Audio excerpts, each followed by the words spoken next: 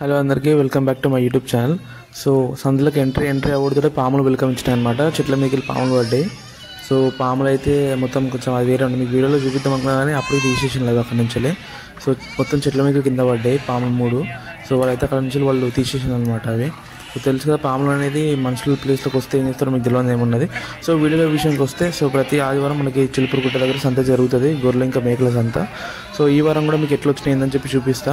So channel first time చూసిన వాళ్ళు తప్పకుండా సబ్స్క్రైబ్ చేసుకుని అట్లనే వీడియో కూడా తప్పకుండా లైక్ చేయండి. సో ఈ వారం మీకు గొర్రెలు ఇంకా మేకలు ఎట్లా వచ్చినాయని చూపిస్తా. సో నాకైతే మేకలు గొర్రెల కన్నా పిల్లలు ఎక్కువ కనబడుతున్నాయి అనమాట. మేక పిల్లలు ఎక్కువ వచ్చినాయి, పిల్లలు కొన్ని అమ్మేయడానికి ఎక్కువ వచ్చినాయి. సో చూపిస్తే ఎట్లున్నాయి ఏందని చెప్పేసి. సో చూడండి ఎట్లా వచ్చినాయి ఏందని చూపిస్తాను, మీరు చూడండి ఒకసారి.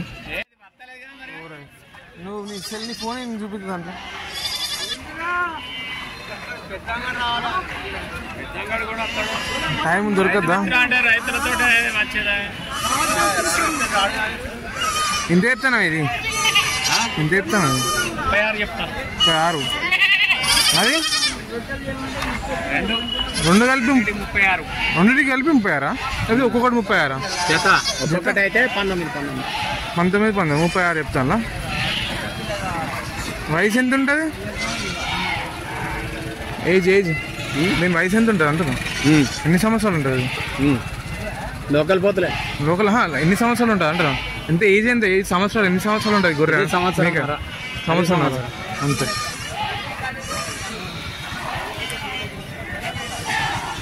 సో అది చూసుకోవచ్చు. అది వచ్చేసి ఒకటేమో 1.5 year, ఇంకోటేమో 1 year. 19,000 చెప్తుండు.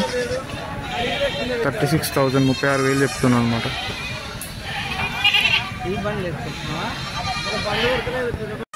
సో చూసిండ్రు కదా, మార్కెట్ అంత హై ఏం లేదు, నార్మలే ఉన్నది.